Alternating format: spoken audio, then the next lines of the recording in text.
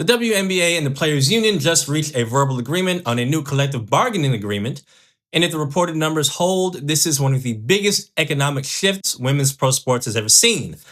But let's keep one foot on the ground here because this is not the final signed document yet.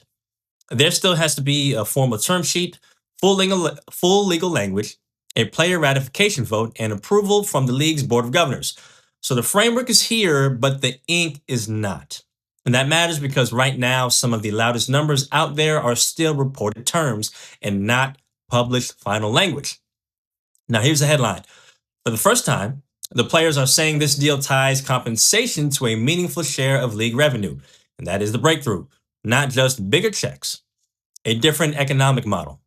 And that is why people are suddenly talking about seven-figure WNBA salaries like they're realistic and not science fiction. The reported numbers are huge. A 2026 team salary cap of about $7 million, up from $1.5 million in 2025. A supermax starting at about $1.4 million. Average salaries around $600,000 and minimum salaries around $300,000. And there are also reports of nearly 20% average revenue share across the length of the deal. Again, those are the reported figures right now, not the released final term sheet. And to me, that means this is not just a superstar story. Sure, the $1 million headline grabs attention, but if those minimums and averages land anywhere near what's being reported, the real winner may be the league's player middle class, if you will. The veterans, rotation players, and everyday pros who have been carrying this league while the business side has tried to catch up. And that part is an inference, but it's a pretty fair one from the numbers being reported. This also did not come easy. Two of the biggest late-stage pressure points were revenue sharing and housing.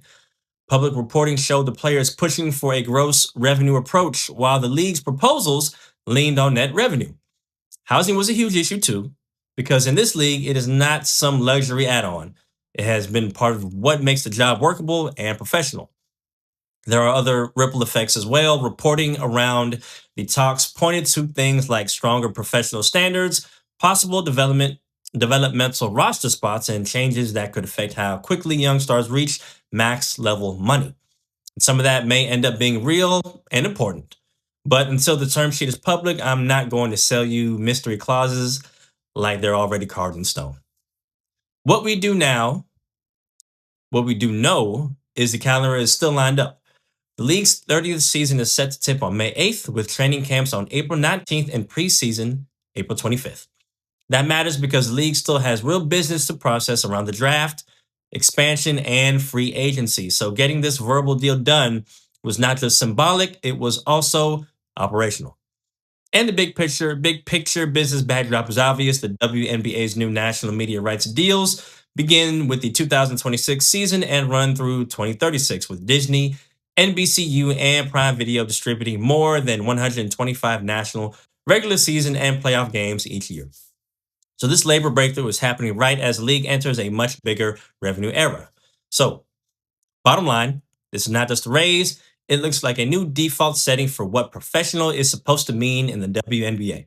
But for now, the clean way to say is this. The league and the union have a verbal agreement on transformational terms, and we are still waiting on the final paperwork. That is not a buzzkill, that's just me being honest. And if you want the deeper legal and business breakdown, the revenue fight, the housing fight, the timeline, and what is still unspecified, go read Lee's full blog on the website.